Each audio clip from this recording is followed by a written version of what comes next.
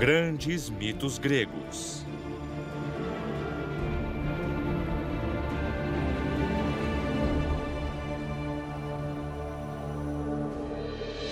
Hermes, o mensageiro indecifrável.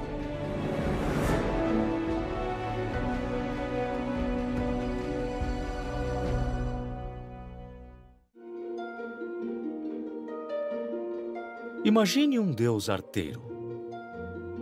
Um deus mentiroso, um deus que rouba, um traiçoeiro que pratica a insolência como virtude, um deus que escuta a conversa alheia e conta mentiras assombrosas.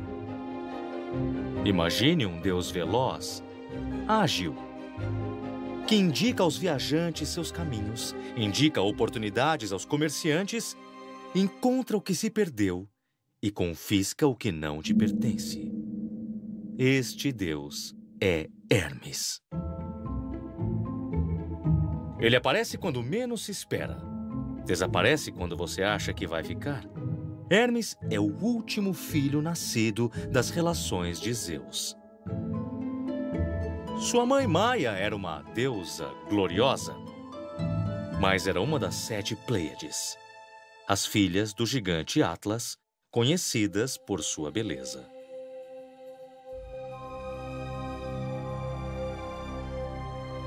As Pleiades tiveram um destino trágico. Foram perseguidas durante muitos anos por um caçador, o gigante Orion. Para protegê-las, Zeus as transformou em pombas e depois em estrelas. Mas estamos nos precipitando aqui. Por enquanto, Maia, uma das Pleiades, havia se refugiado no sul de Arcádia, longe dos olhares de Hera, a esposa legítima de Zeus.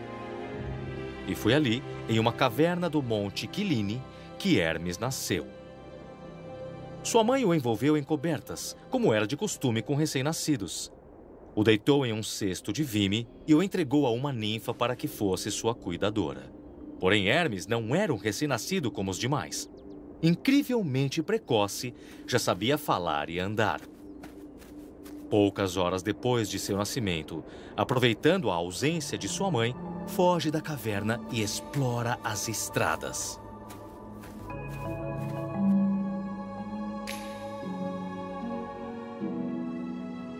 Chega então a Tessália, no mesmo lugar onde Apolo, seu irmão mais velho, estava encarregado de cuidar de um magnífico rebanho do rei Admeto. 12 vacas e 100 lindas novilhas com chifres de ouro. Hermes olha ao redor e não vê ninguém. Apolo, como sempre, estava muito ocupado seduzindo lindas mortais, ou então estava com Himeneu, um jovem extraordinário que não saía de seus pensamentos. A oportunidade era boa demais para ser verdade. Roubar era fácil. O difícil era não deixar rastros. Então, para que ninguém o capturasse, Hermes disfarçou seus passos enrolando os pés com folhagem. Fez com que os animais se afastassem do pasto e os levou para longe, até a base do Monte Pilos, um lugar ermo no Peloponeso.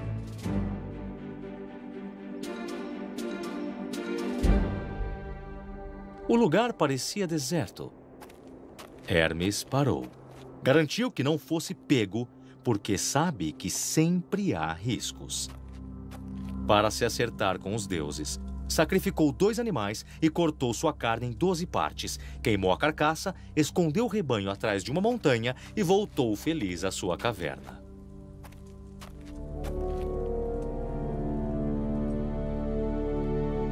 Foi neste momento que Zeus, que tudo viu, decide fazer deste filho o chefe dos ladrões e dos mentirosos. O único atributo que havia sobrado e que ninguém queria havia sido designado para o mais jovem da família.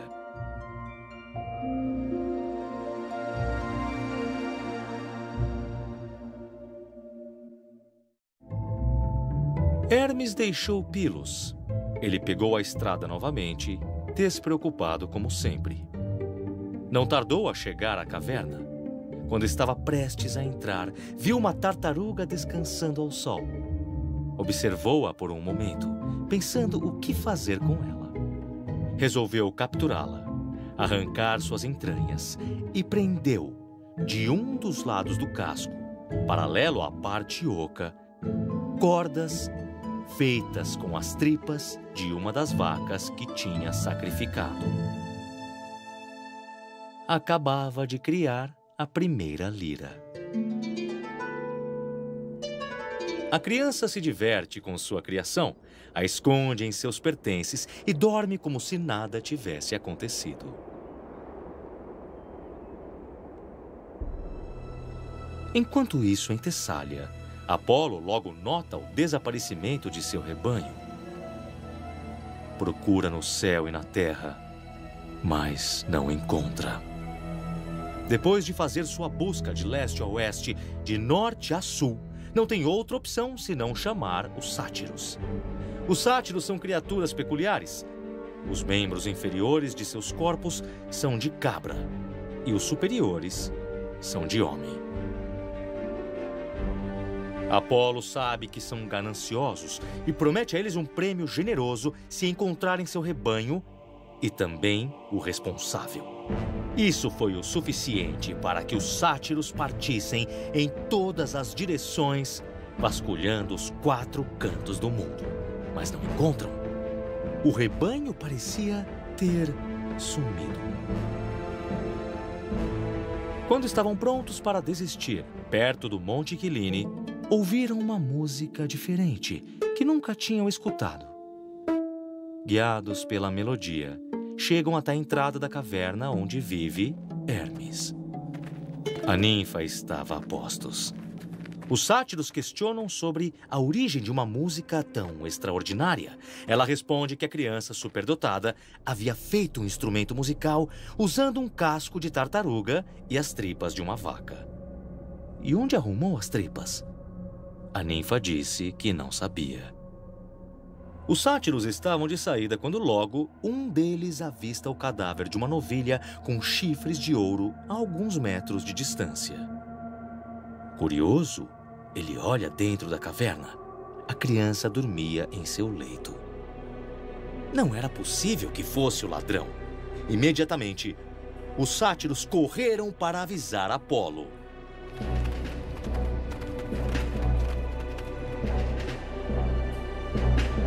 Apolo ficou chocado. Ele sabia quem morava naquela caverna. Era Hermes, o seu meio-irmão.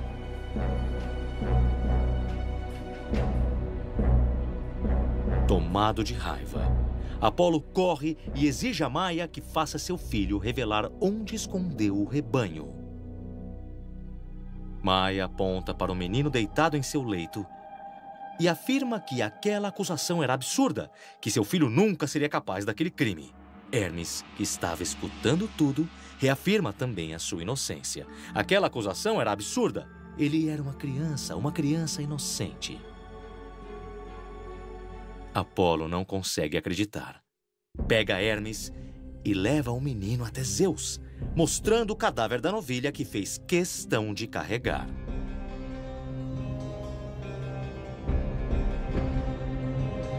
Naquela hora, o mestre do Olimpo ainda não havia se levantado.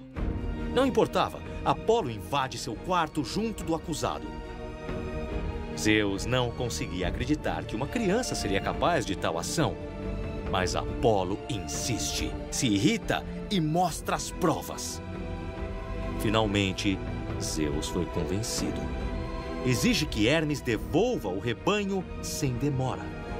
Briga e repreende o menino, mas no fundo está encantado com as habilidades do filho de enganar o frívolo Apolo. Tudo bem, disse Hermes.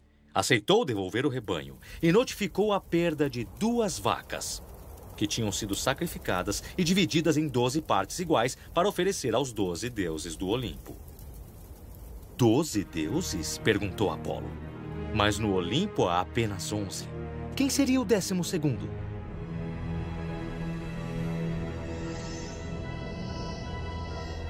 Sou eu, disse Hermes. Apolo titubeia em choque. Zeus não consegue esconder a admiração que tem pelo menino, que se mostrava claramente cada vez mais interessante. Antes de seguir seu caminho, Hermes mostra a lira que havia criado e começa a improvisar uma canção. Apolo foi conquistado. Aquele novo e harmonioso som conquistou seu coração.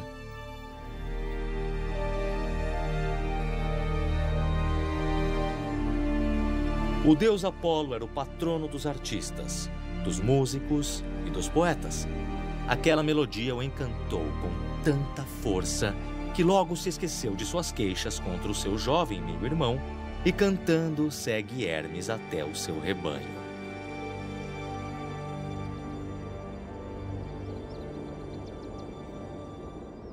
Tudo parece ir bem. No entanto, Apolo hesita. Desde que partiram da caverna, o instrumento que produz a admirável melodia o assombra. Estava obcecado.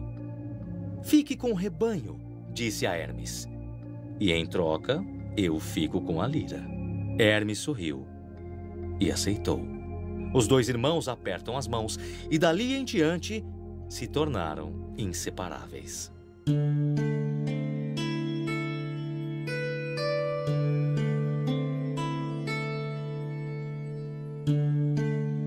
Para assombrar ainda mais Apolo, Hermes vai a uma plantação de cana, corta um colmo, faz uma flauta e começa a tocar uma nova melodia.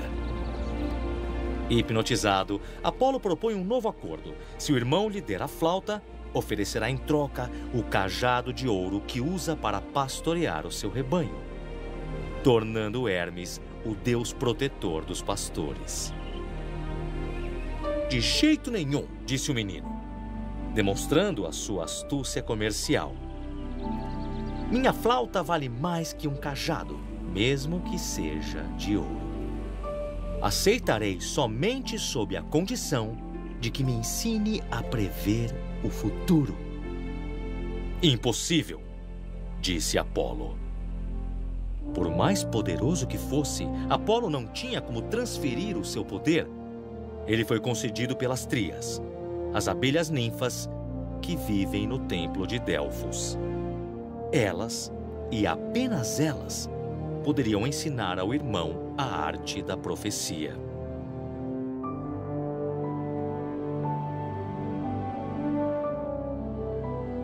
Que assim seja, disse Hermes.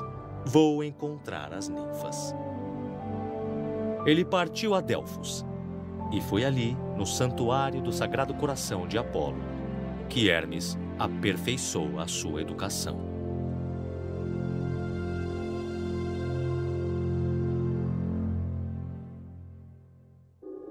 Hermes já tinha o conhecimento de um deus quando Zeus o chamou ao Olimpo.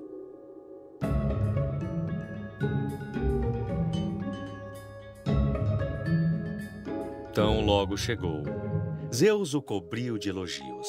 Disse que era engenhoso, eloquente e persuasivo. E Hermes vê ali uma oportunidade. Pede ao pai que o torne o deus responsável pela segurança dos bens materiais do Olimpo.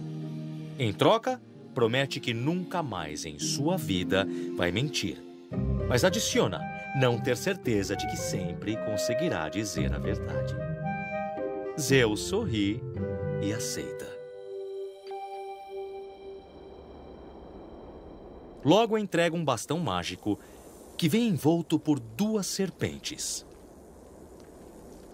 Estas 2 serpentes representam a oposição entre a vida e a morte, o Olimpo e o inferno. E se tornou seu emblema. Em adição, acrescentou a seu uniforme um chapéu redondo com grandes abas para protegê-lo da chuva durante suas missões, e sandálias aladas de ouro capazes de transportá-lo na velocidade do vento.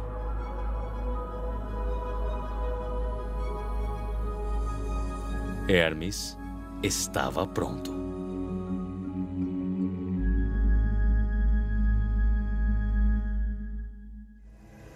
Zeus o nomeou como intermediário entre os deuses e os mortais, e o tornou o único mensageiro usado pelo deus Hades, senhor do submundo.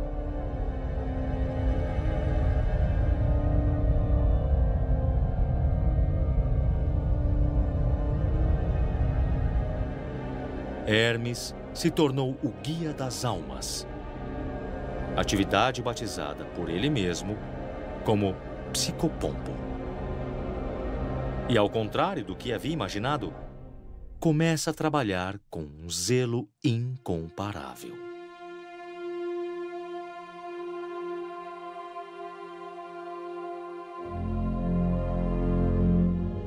Dia após dia, era visto escoltando os mortos pelo submundo com doçura e acompanhando as almas onde ninguém ousava entrar.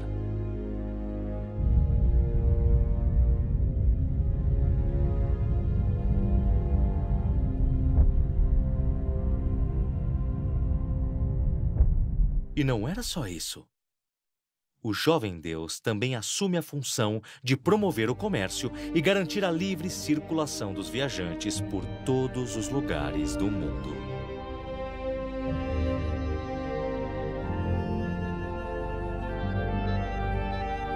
Hermes ajudou os comerciantes e negociadores, os aconselhou a oferecer os melhores preços, os presenteou com sua eloquência e carisma. Características que permitiam que vendessem qualquer coisa em qualquer situação. Os argumentos de Hermes muitas vezes eram desonestos. Ele mesmo admitia que o melhor não é necessariamente dizer a verdade, mas dizer algo agradável.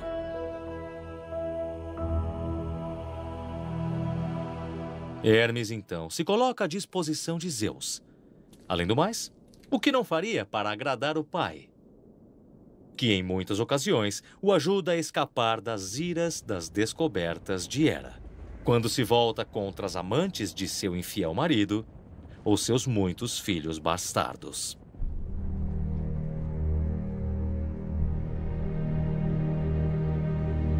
Assim sucedeu com o jovem Dionísio desde seu nascimento.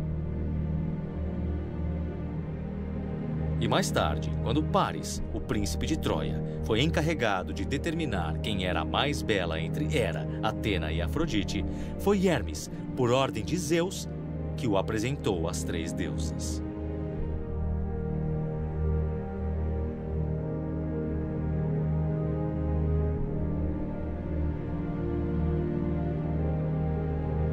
Como vimos, quando era apenas uma criança, Hermes já era capaz de muitos truques.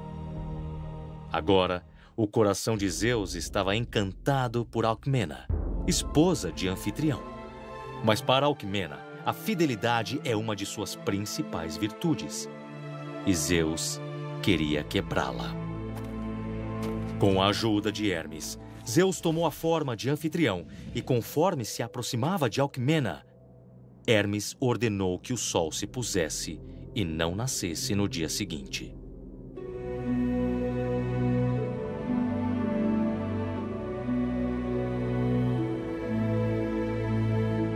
Desta forma, a enganada Alcmena se entrega inocentemente aos braços que acreditava ser de seu marido durante 3 dias.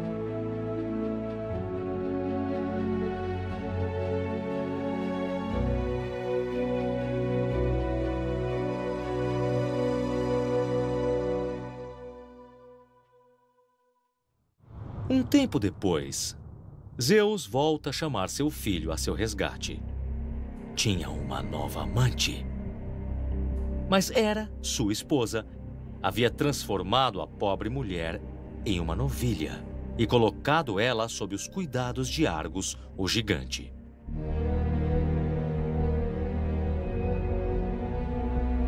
A pedido de Zeus, Hermes vai até o gigante. Esta criatura não tinha apenas 2 olhos, mas sim 100 deles. Nunca havia sido pego desprevenido, mas Hermes o fez dormir contando histórias intermináveis, feitas para adormecer de pé.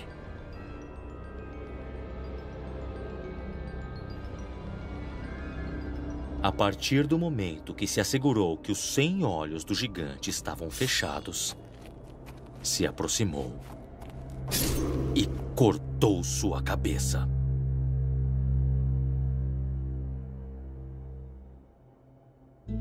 A reputação de Hermes logo se espalhou pela Grécia. Pilares de pedra chamados de Herma começaram a aparecer em pontos da estrada.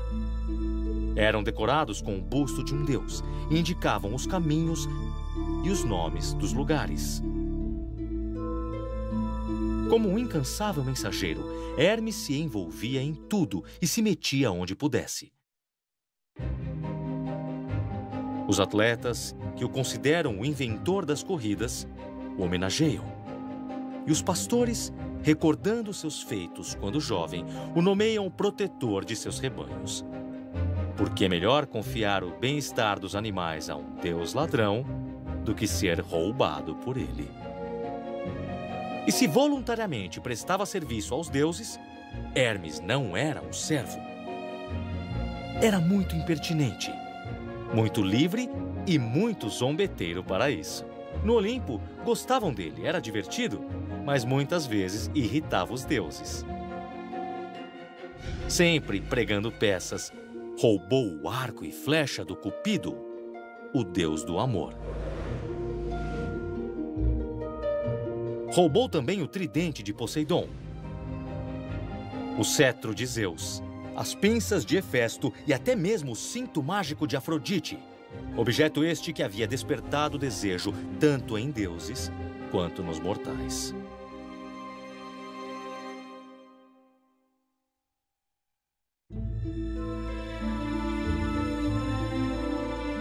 Afrodite. Como resistir a ela? Estávamos em Lemnos. A deusa da beleza era casada com o deus ferreiro Hefesto. Assim que descobriu que ela o estava traindo, conseguiu capturar ela e seu amante Ares em uma fina malha de bronze.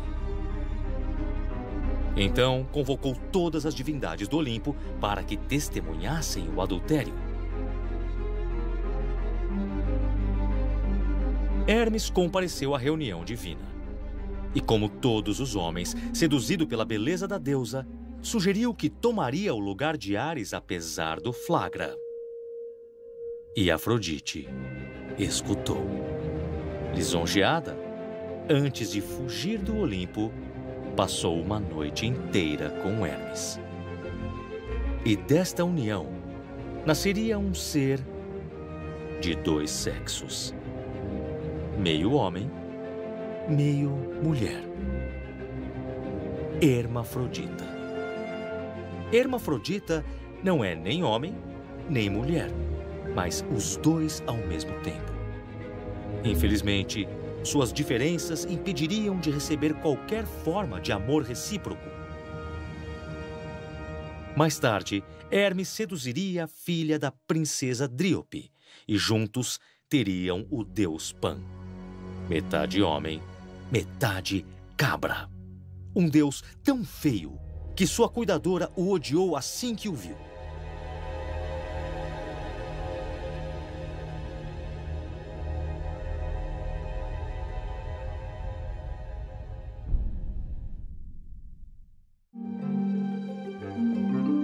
Agente secreto, diplomata, mulherengo, traiçoeiro, ladrão, trapaceiro universal. Naturalmente, um dos deuses mais amados pelos mortais. Era capaz de ajudar os homens, como também enganá-los. Era impossível saber quando sua intenção era para o bem ou para o mal. Hermes era o mensageiro dos deuses, mas apenas os mais inteligentes eram capazes de enxergar suas verdadeiras intenções. O símbolo deste deus são 2 serpentes entrelaçadas que unem a verdade e a mentira, o inferno e o Olimpo. Ele é, por definição, hermético. o mensageiro indecifrável.